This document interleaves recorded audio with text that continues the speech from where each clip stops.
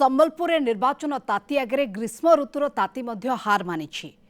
ବିଭିନ୍ନ ଦଳର ନେତାମାନେ ଦିନ ରାତି ଲାଗି ପଡ଼ିଛନ୍ତି ପ୍ରଚାରରେ। ଆଉ ହାତରେ ମାତ୍ର 10 ଦିନ ରହିଛି। ବିଜେଡି ଲୋକସଭା ପ୍ରାର୍ଥୀ ପ୍ରଣବ ପ୍ରକାଶ ଦାସ, ବିଧାୟକ ପ୍ରାର୍ଥୀ ରୋହିତ ପୂଜାରୀ ସକାଳୁ ବିଭିନ୍ନ ସ୍ଥାନରେ ପ୍ରଚାର କରିବା ପରେ ସନ୍ଧ୍ୟାରେ ହୀରାକୁଦ ସହରରେ ଏକ ବିରାଟ ଜନସଭାରେ ଯୋଗ ଦେଇଥିଲେ। ମୁଖ୍ୟମନ୍ତ୍ରୀଙ୍କର ଜନହିତକର କାର୍ଯ୍ୟକୁ ଲୋକଙ୍କ ନିକଟକୁ ଆଣିବାକୁ ଉଭୟ ଚେଷ୍ଟା କରିଥିଲେ। ସେହିପରି ବିଜେଡି ମ୍ୟାନିଫେଷ୍ଟୋକୁ ଲୋକଙ୍କ ଆଗରେ ରଖିଥିଲେ ପ୍ରଣବ। ଏହା ସହିତ ବିଜେଡି ଜିତିଲେ ସମ୍ବଲପୁର ସହରରେ ଥିବା ବସ୍ତିମାନଙ୍କରେ ଘରଗୁଡ଼ିକରେ ମାଗଣାରେ ସୋଲାର ଲାଇଟ୍ ଲଗାଯିବ ବୋଲି ଆଜି ହୀରାକୁଦ ସହରରେ ପ୍ରତିଶ୍ରୁତି ଦେଇଥିଲେ।